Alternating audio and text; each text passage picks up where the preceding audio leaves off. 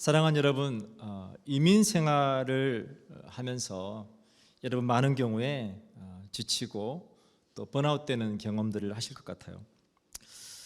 오늘 저는 여러분과 오늘 25장의 말씀을 통해서 무엇이 우리를 버티게 하는가, 그 은혜를 나누려고 합니다.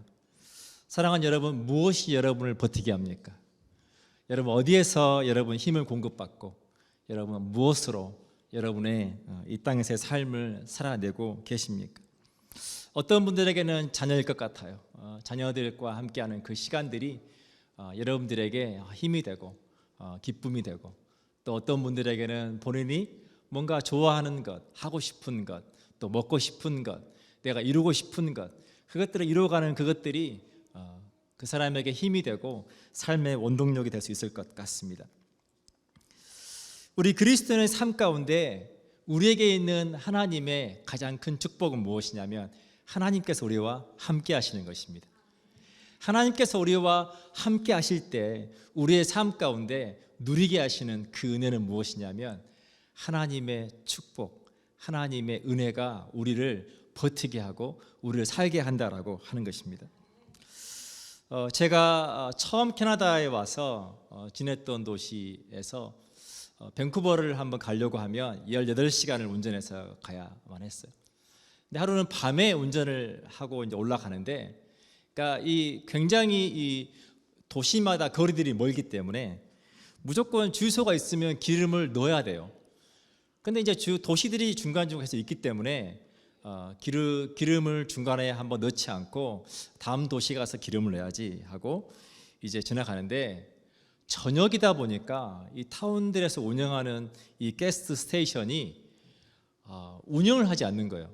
그러니까 주유기는 켜 있으나 안에서 페이하고 기름을 넣도록 시스템을 만들어 놓아서 주유를 할 수가 없는 거예요.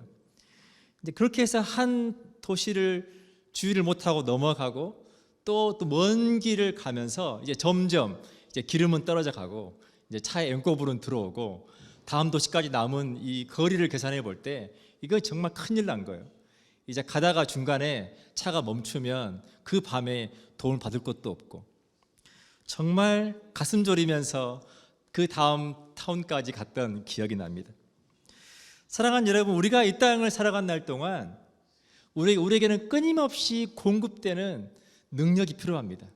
우리가 끊임없이 우리의 삶을 살아낼 수 있는 힘을 공급받지 못하면 그렇게 우리가 아슬아슬한, 언제 번아웃 될지 알 수 없는, 내가 더 이상 더 갈 수 있을까? 늘 지치고 힘든 마음속에 하루하루를 그렇게 살아가기가 너무 쉽다라고 하는 것입니다.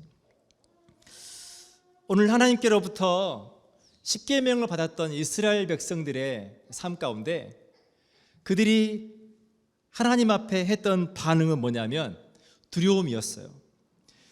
제가 지지난주 그리고 지난주 계속해서 하나님을 사랑하라고 하는 십계명, 그리고 이웃을 사랑하라고 하는 십계명을 들었습니다. 하나님께서 이스라엘 백성들에게 십계명을 축복으로 주셨지만 그 축복을 받은 이스라엘 백성들의 반응은 기쁨과 감사가 아니라 두려움이었다라고 하는 거예요. 제가 오래전에 한 선교지를 방문했을 때 그 도시의 교통 상황은 정말 최악이었어요.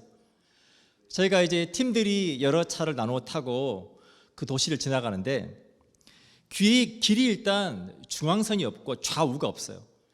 차들이 원하는 대로 마음껏 다니는 거고요. 또 그 도로에 말도 있고 소도 있고 모든 게 다 섞여서 가는데, 차들이 서로 엉켜서 서로 계속해서 빵빵거리면서 클락션을 계속해서 울리면서 그냥 그냥 가는 거예요. 너무 힘들고 복잡하고 어렵고, 나는 이 도시에서 절대 운전 못하겠다, 그런 생각을 했었어요. 그렇게 하고 선교를 마치고 한국에 딱 돌아왔는데 첫 느낌이 뭐였냐면 너무 조용하다.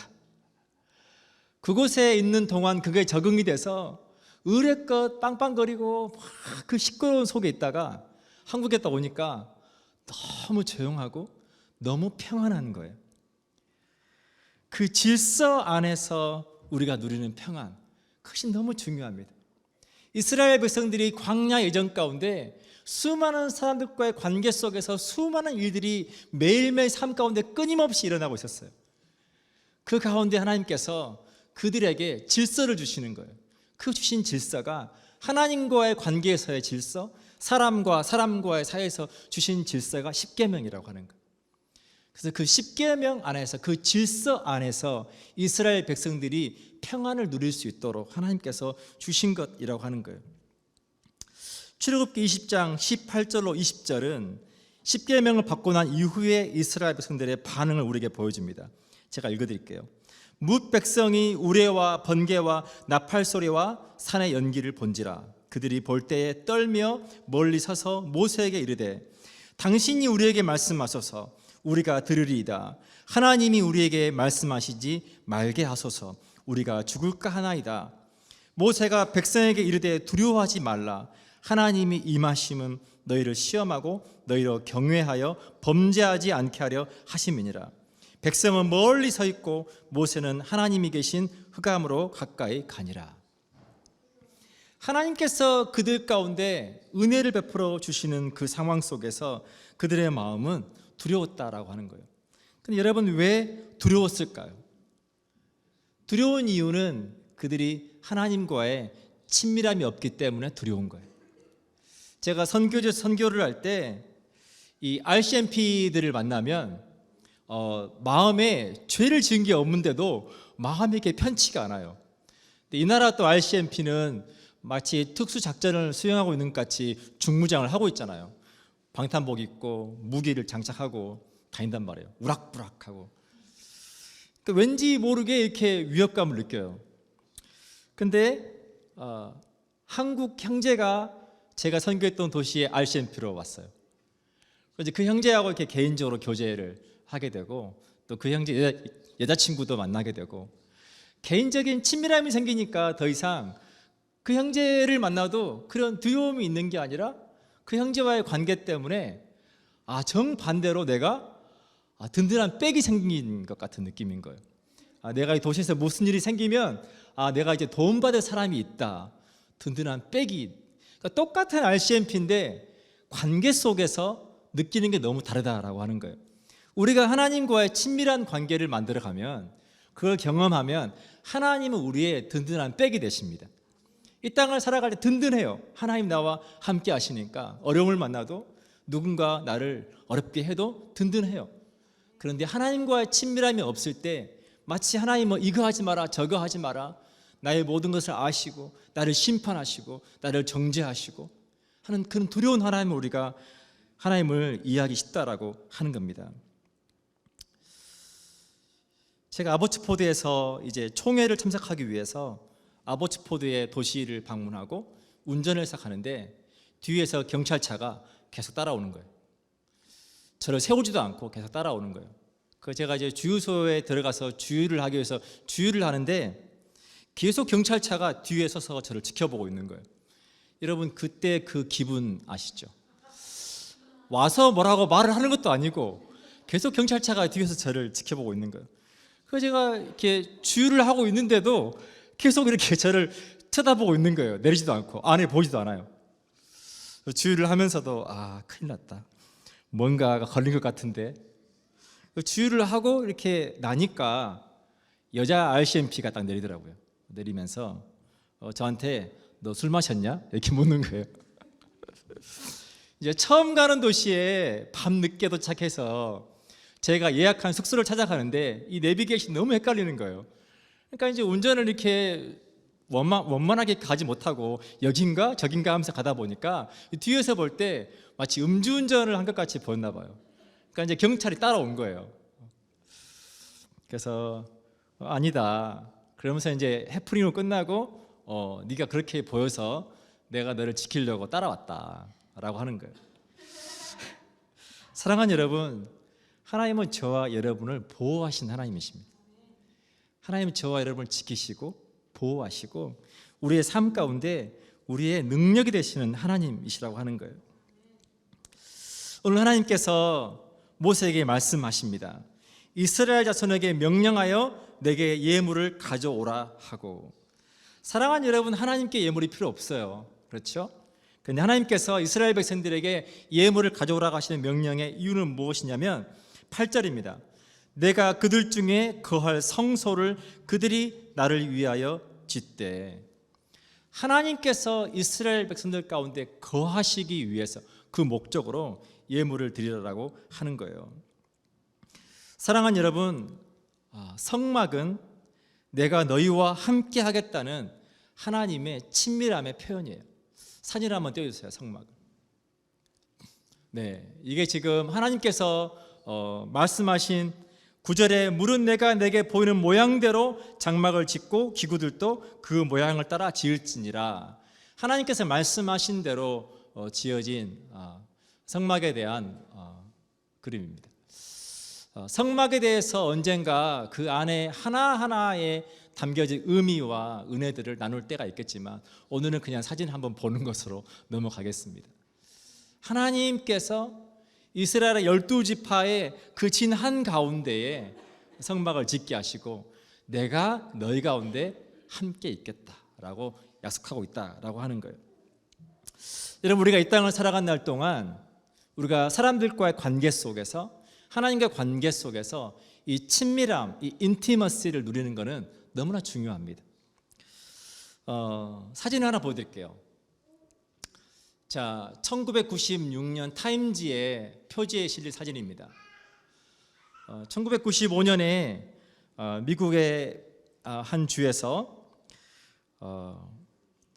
한 쌍둥이 자매가 태어났어요. 근데 원래 예정보다 3개월 먼저 아이들이 태어나면서 두 아이의 몸무게를 합해서 1.8kg가 안 됐습니다. 그러니까 굉장히 지금 위독한 상황에서 인큐베이터 안에 각각 따로따로 들어가 있는 거예요.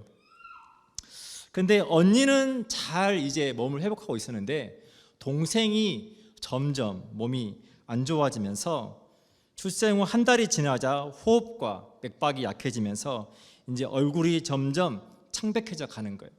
그때 한 간호사가 제안을 하는 거예요. 이 쌍둥이 자매를 한 인큐베이터에 넣어보면 어떨까? 엄마 뱃속에 둘이 함께 있었기 때문에 서로에게 안정감을 줄 수 있지 않을까라고 제안을 한 거예요. 근데 원래는 병원 방침에 어긋나요. 한 인큐베이터 안에 두 아이를 넣는 것은 병원 방침과 어긋나지만 이 아이의 엄마가 아이를 살릴 수만 있다면 뭔가라도 해보고 싶습니다 라고 해서 간곡하게 부탁을 해서 이제 그 한 인큐베이터 안에 두 쌍둥이 자매를 넣었습니다. 놀랍게도 지금 보시는 것처럼 손을 뻗어서 이렇게 하고 있는 게 언니예요. 이 언니가 동생을 손을 뻗어 퐁 하는 것처럼 끌어안습니다. 그 순간에 불규칙했던 동생의 심장 박동이 안정되기 시작하고 그리고 오래지 않아서 두 아이의 혈압과 또 체온도 정상으로 돌아오고 건강이 회복되었어요. 다음 사진을 보여주세요. 그렇게 해서 이렇게 아름다운 자매로 성장하게 되었습니다. 네, 사진을 꺼주시고요. 사랑하는 여러분, 우리가 관계 속에서 누리는 친밀함은 엄청난 힘을 가지고 있어요. 우리로 하여금 우리의 삶을 살아낼 힘을 주고 어떤 위기를 이겨낼 수 있는 힘을 그것으로부터 우리가 공급받게 돼요. 우리가 하나님과의 관계 속에서 하나님으로부터 하나님의 그 친밀함, 그 사랑을 누린다라고 할 때 그것은 우리 삶 가운데 큰 은혜요, 능력이라고 하는 것입니다. 오늘 하나님께서 이제 이스라엘 백성들에게 그 친밀함의 표현으로 그들과 함께 거하기 위해서 예물을 드리라고 할 때 그 예물을 드리라고 한 내용은 이것입니다.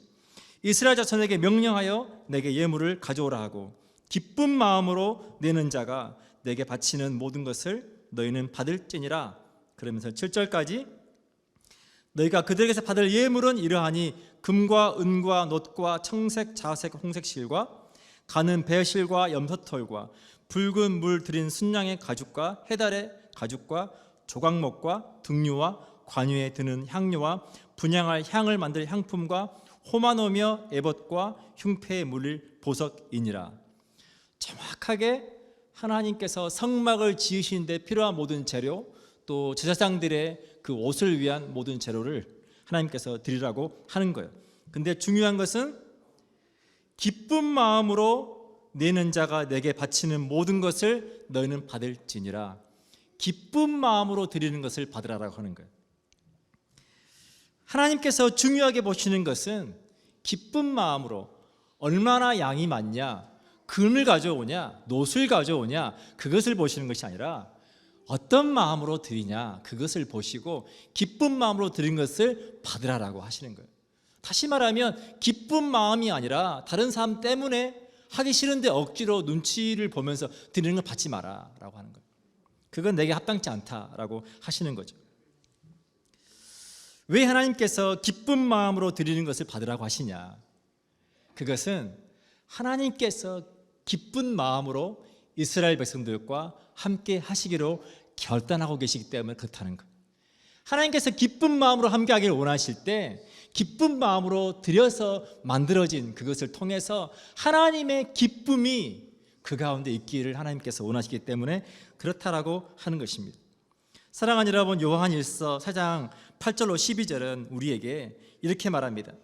하나님의 사랑이 우리에게 이렇게 나타난 바 되었으니 하나님이 자기의 독생자를 세상에 보내심은 그로 말미암아 우리를 살리려 하심이라.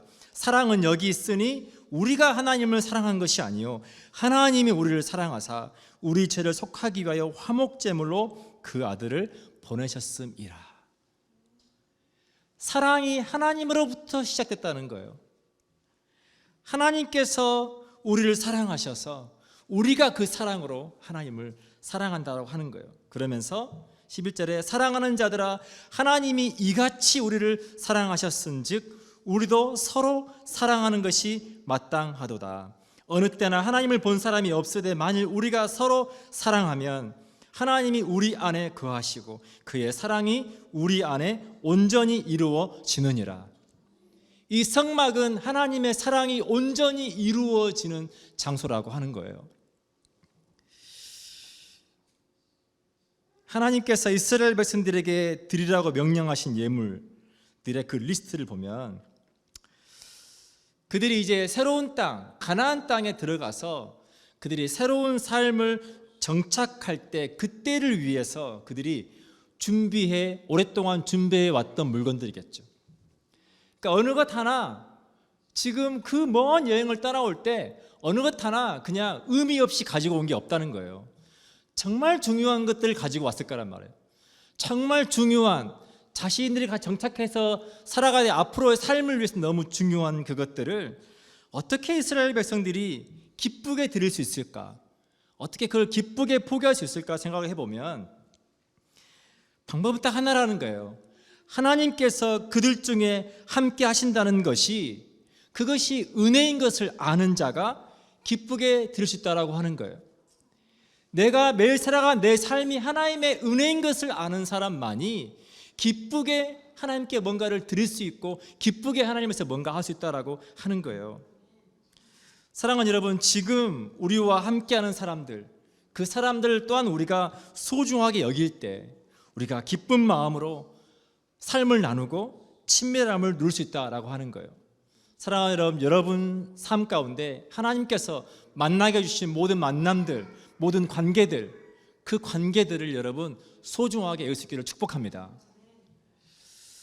한 할머니의 말이 레전드가 되어서 오랫동안 유튜브에 떠도는 말이 있습니다. 한 퀴즈 프로에 노부부가 참여를 해서 이제 할아버지가 문제를 내면 할머니가 문제를 맞추는 퀴즈였어요.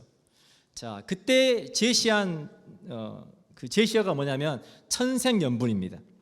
그러니까 할아버지가 회심의 미소를 짓고 할머니에게 묻는 거예요.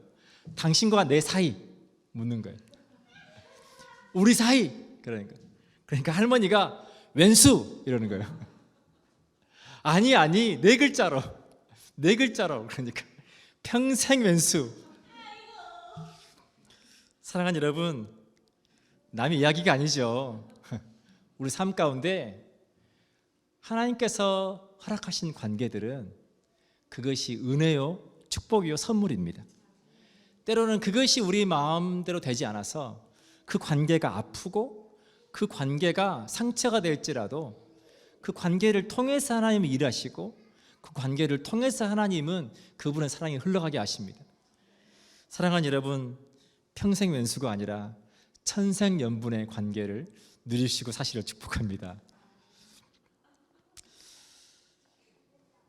이제 출애굽기 25장으로부터 시작해서 이제 하나님께서 성막을 만들어 가시는 과정 중에 보면 출애굽기 35장 30절로 35절에 하나님께서 그 일을 할 만한 사람들을 지명하여 부르시고 그 일을 맡기시는 것을 봅니다. 출애굽기 35장 30절로 35절을 제가 읽어드리겠습니다.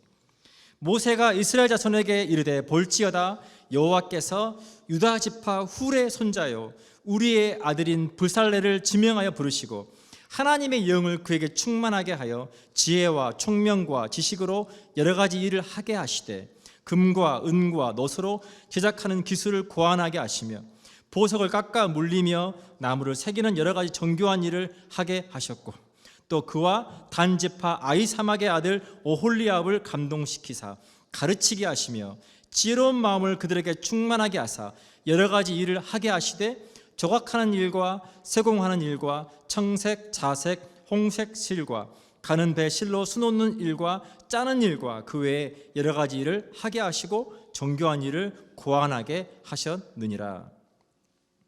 성막은 철저하게 하나님께서 주신 하나님의 그 그림대로 하나님의 그 말씀하신 대로 지어져 갔습니다.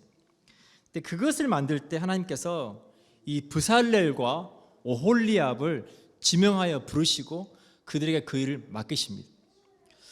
그런데 여러분 왜 브살렐과 오홀리압이었을까요? 그 많은 이스라엘 백성 중에서 이 두 사람이 가장 손재주가 있고 이 두 사람이 가장 뛰어났기 때문에 그 두 사람을 택하셨을까요? 저는 하나님의 기준은 달랐을 거라고 생각을 해요.